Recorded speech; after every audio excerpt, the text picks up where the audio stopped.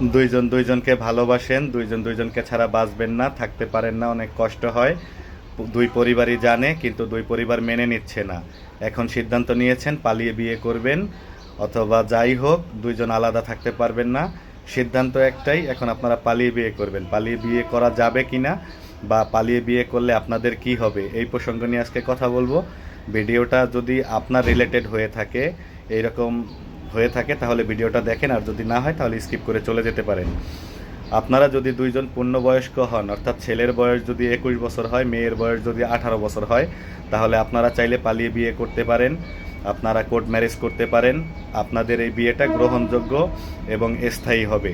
কিন্তু আপনার ছেলের বয়স যদি 21 না হয় আর মেয়ের বয়স যদি 18 না হয়, তাহলে আপনি যদি বিয়ে করতে যান, আপনি বিয়ে করতে পারবেন না।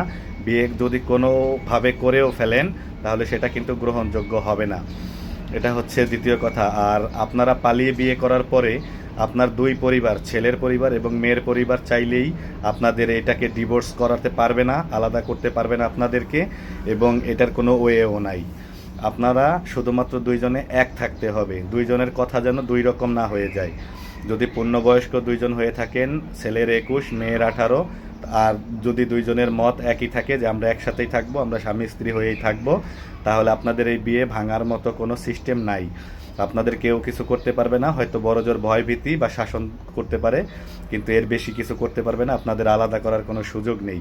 কিন্তু যদি দুইজনের পূর্ণবয়স্ক হওয়ার পরেও যদি মেয়ের কোনোভাবে বাবা মায়ের পক্ষ নেয়, বা তৃতীয় কোনো ব্যক্তির দ্বারা প্রভাবিত হওয়ার পরে যদি ছেলের এভিডেন্সে কোনো কথা বলে, তখন কিন্তু ছেলের একটা ঝামেলা হতে পারে। কারণ তখন সে বলবে যে আমাকে জোর করে নিয়ে গেছে বা আমাকে চাপ দিছে, এরকম কথা বলে ছেলেটা তখন একটা বিপদে পড়বে। কিন্তু দুইজনই যদি একই মতের হয়ে থাকেন যে দুইজন দুইজনকে ভালোবাসেন, দুইজন দুইজনকে ছাড়া থাকবেন না, তখন আপনাদের শুধুমাত্র ভয়ভীতি দেখানো ছাড়া আলাদা করার কোনো সুযোগ নেই।